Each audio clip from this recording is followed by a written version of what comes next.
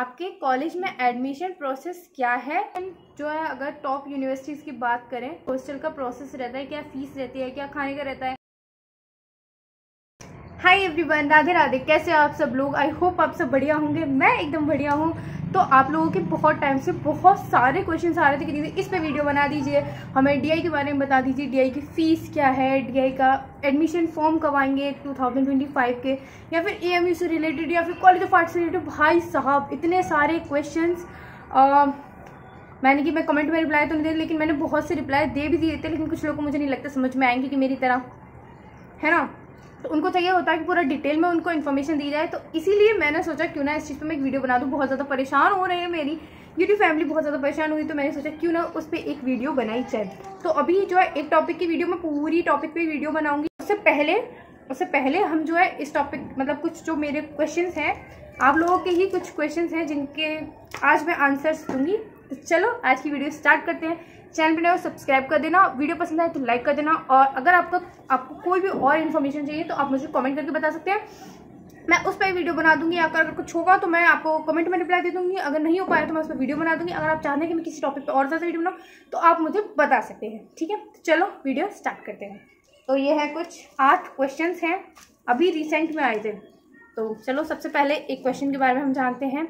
आपके कॉलेज में यानी कि डीआई में, दयालबाग एजुकेशनल इंस्टीट्यूट, आपके कॉलेज में एडमिशन प्रोसेस क्या है एंड 2025 के फॉर्म्स कब से आएंगे? प्लीज़ एक वीडियो बनाएं दी प्लीज़ फॉर बीएफए, ठीक है। तो इन्होंने बीएफए के बारे में पूछा, जो कि है बैचलर ऑफ फाइन आर्ट्स, जो कि दयालबाग से, ठीक है। तो सबसे पहला जो इनका वो है, आपके कॉलेज में एडमिशन प्रोसेस क्या है।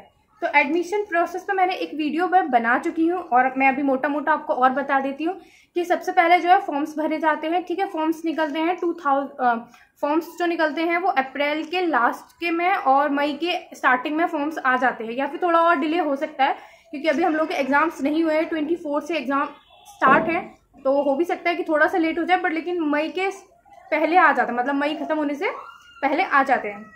तो उसका ये रहता है कि फॉर्म्स हमें पहले भरने पड़ते हैं, उसके बाद फॉर्म्स होने के बाद फिर इंटरव्यू के लिए एडमिट कार्ड आता है, फिर एडमिट कार्ड के बाद एग्जाम होता है। एग्जाम अगर आपने क्लियर कर लिया तो इंटरव्यू की लिस्ट आती है। इंटरव्यू अगर आपने क्लियर कर लिया तो उसके बाद काउंसलिंग की लिस्ट आएगी, जिसमें आपको अपने सारे ओरिजिनल डॉक्यूमेंट्स दिखाने पड़ते हैं, वेरीफाई करना पड़ता है। तो उसके बाद आपका एग्जाम हो गया क्लियर, ठीक है। तो ये उसका प्रोसेस रहता है सारा। बाकी सारे सब्जेक्ट का अलग अलग होता है कि किस तरीके से आता है, लेकिन हिंदी इंग्लिश जो है वो थ्योरी में कंपलसरी होता है, वो सारे सब्जेक्ट में आता है, ठीक है। दूसरा था एंड 2020 फॉर्म्स कब आएंगे, तो फॉर्म्स मैंने आपको बता दिया। और ठीक है, बीएफए का भी सेम यही है। अगर आप किसी भी कोर्स की बात करें या फिर बीएफए की बात करें तो सेम प्रोसेस है एडमिशन का, ठीक है। तो फिर हम जानते हैं नेक्स्ट क्वेश्चन। हमारा सेकेंड जो क्वेश्चन है वो है, डीआई में फ़ीस कितनी लगती है बीटेक के लिए, क्या आप बता सकती हैं फर्स्ट ईयर का टोटल। तो देखो मुझे बीटेक का तो नहीं पता, आप साइड पे जाके चेक कर सकते हैं, या फिर अगर मैंने पूछा तो है, लेकिन पता नहीं क्यों रिप्लाई नहीं मिल रहा एक जगह से।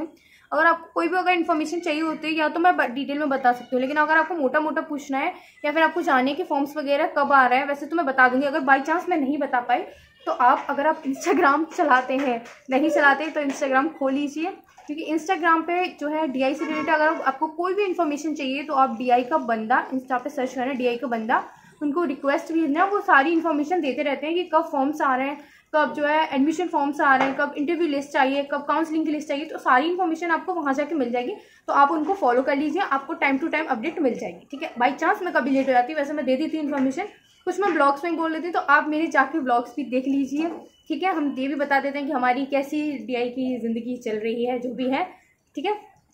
तो मुझे बीटेक के बारे में नहीं पता, तो आप जाके देख सकते हैं, या फिर आप साइड पे देख सकते हैं जाके। अगर मेरे को मिला तो मैं आपको कमेंट में रिप्लाई कर दूंगी, ठीक है। मुझे नहीं पता उसके बारे में, सॉरी, ठीक है। नेक्स्ट क्वेश्चन है, थर्ड क्वेश्चन जो है वो हमारा है, इस कॉलेज में इलेक्ट्रिकल इंजीनियरिंग वालों से भी खेती कराते हैं। भाई देखो, खेती सबसे कराते हैं, चाहे कोई भी कोर्स हो, सबसे ये खेती कराते हैं, क्योंकि इनका होता है कि नेचर से जुड़ना, जो कि अच्छी बात है, हमें नेचर से जुड़े रहना चाहिए।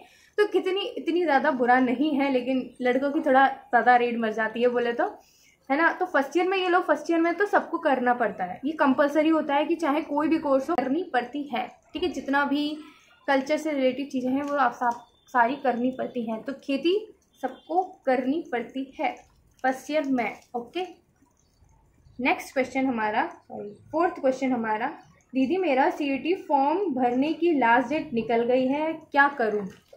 तो अगर आपको DI में भरना है या फिर किसी भी कॉलेज में एडमिशन लेना है, तो ऐसे बहुत सारे कॉलेजेस होते हैं जो CUET से भी कराते हैं और अपना खुद का फॉर्म भी निकलवाते हैं। तो अगर आपका CUET की फॉर्म की डेट निकल चुकी है तो आप जाके उसकी साइड पे देखिए, पर्सनल वाली पे, हो सकता है कॉलेज ने जो है वो फॉर्म्स अलग से खुद के निकलवा दिए हों। ठीक है, बहुत से ऐसे कॉलेज होते हैं जो खाली CUET से ही अब ले रहे हैं, लेकिन बहुत से ऐसे कॉलेज होते हैं जो अपने फॉर्म्स भी निकलवाते हैं और CUET से। अब जैसे DI दयालबाग है, इसमें जो है हम CUET से ही फॉर्म भर सकते हैं और जो है कॉलेज अपना पर्सनल फॉर्म भी निकालते हैं, तो हम वो भी फॉर्म्स भर सकते हैं। तो अभी अगर DI की बात करें तो इसके फॉर्म्स अभी निकले नहीं हैं, लेकिन DI के अभी पर्सनल फॉर्म्स नहीं आए हैं, तो उसका अभी इंतज़ार करो आप। ठीक है, अगर आपको कोई बात नहीं, CUET का नहीं भरा तो आप कॉलेज का पर्सनल फॉर्म भर। नेक्स्ट क्वेश्चन हमारा, AMU BFA के लिए एक ही एग्ज़ाम होता है, तो क्या सेकेंड ईयर में स्पेशलाइजेशन का ऑप्शन आता है? क्योंकि मुझे अप्लाइड चाहिए, please tell me. Also competition high है क्या AMU में?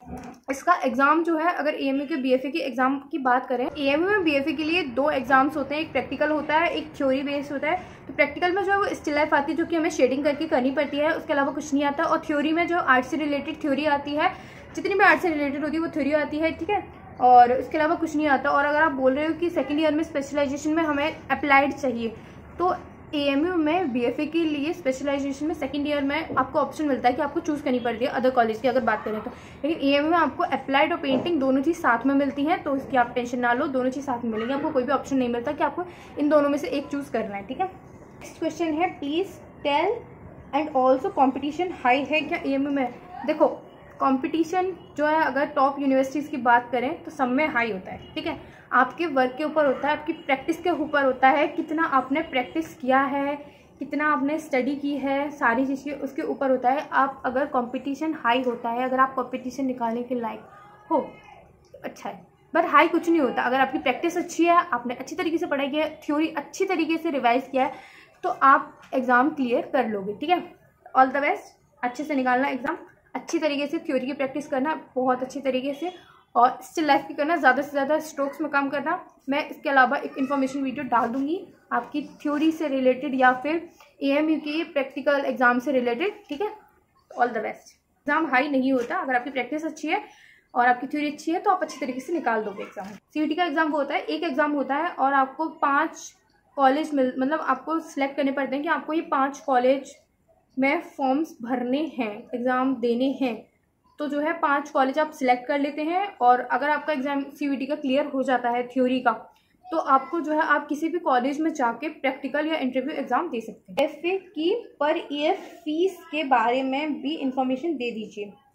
अगर आप DI की बात कर रहे हैं, DI की BFA की फ़ीस की बात कर रहे हैं, तो 3500 हर सेमेस्टर फ़ीस जाती है। ठीक है, 3500 हर सेमेस्टर फ़ीस जाती है। और DI की सबसे सस्ती, सबसे ज़्यादा चीप फीस है BFA की। अगर आप अदर यूनिवर्सिटीज़ की बात करें तो वहाँ पे थोड़ा हाई है, तो उसका मुझे नहीं पता, मुझे बस DI का पता है कि DI की जो फीस होती है पर सेमेस्टर की BFA की वो 3500 होती है। ठीक है, नेक्स्ट क्वेश्चन हॉस्टल से रिलेटेड है। आप लोगों के बहुत सारे कमेंट आए थे कि हॉस्टल से रिलेटेड वीडियो बना दीजिए, दयालबाग के हॉस्टल से रिलेटेड। तो उसकी मैं एक अलग से वीडियो बनाऊंगी कि मतलब क्या क्या हॉस्टल का प्रोसेस रहता है, क्या फ़ीस रहती है, क्या खाने का रहता है, क्या जो है रूल्स एंड रेगुलेशंस रहते हैं, फ़ोन अलाउ होता है कि नहीं होता, वो बहुत सारी जो चीज़ें हैं ना, वो मैं उसकी वीडियो में अलग बनाऊंगी। तो सबसे पहले जो क्वेश्चन आया है उसके बारे में हम जानते हैं, हॉस्टल फ़ीस कितनी है। तो हॉस्टल फ़ीस जो है वो पर सेमेस्टर के हिसाब से 1100 जाती है। ठीक है, DI में 2 हॉस्टल हैं, गर्ल्स हॉस्टल 2 नहीं, हॉस्टल 1 और हॉस्टल 2। ठीक है, तो जो है अगर मुझे बॉयज़ हॉस्टल की नहीं पता, मुझे बस गर्ल्स हॉस्टल की पता है। गर्ल्स हॉस्टल में जो है 1100 सेमेस्टर के हिसाब से जाती है, यानी कि हर सेमेस्टर की मतलब एक सेमेस्टर की 1100 जाती है। अगर उसके खाने की बात करें, उसमें खाना अगर ऐड किया जाए तो खाने की कभी कभी 1000, 1200, 1500 इस तरीके से खाने का आ जाता है। ठीक है, तो यही होता है हॉस्टल की फ़ीस पे। और इसकी मैं अलग से एक इन्फॉर्मेशन वीडियो बना दूंगी पूरी हॉस्टल से रिलेटेड कि हॉस्टल में क्या क्या होता है, क्या क्या नहीं होता। मेरे अकॉर्डिंग अगर हॉस्टल में रहा जाए तो ठीक भी है और एक तरीके से वो भी है, क्योंकि उसमें फ़ोन अलाउ नहीं होता, आपको हॉस्टल में छुपा के फ़ोन रखना पड़ता है वार्डन से। तो वो रहता है। और ऊपर से जो है 5 बजे के बाद अलाउ नहीं होता है आपको हॉस्टल में जाना, बिल्कुल भी अलाउ नहीं होता है। और बहुत सारी चीज़ें, बहुत सारे रूल्स हैं जो कि मैं आप लोगों के साथ एक अलग वीडियो बना दूंगी अच्छी तरीके से, उसमें पूरा इन्फॉर्मेशन मैं दे दूंगी हॉस्टल से रिलेटेड। तो गाइस यही थी आज की वीडियो। आई होप आपको ये वीडियो पसंद आई होगी। पसंद आई तो लाइक कर देना, चैनल पर सब्सक्राइब कर देना। मिलता है नेक्स्ट वीडियो में। और अगर आपकी कोई और भी क्वेश्चन हो तो आप मुझे कमेंट करके बता सकते हैं, मैं उस पर या तो इन्फॉर्मेशन दे दूंगी, वीडियो बना दूंगी, या फिर मैं कमेंट में रिप्लाई दे दूंगी। तो यही थी आज की वीडियो। बाय।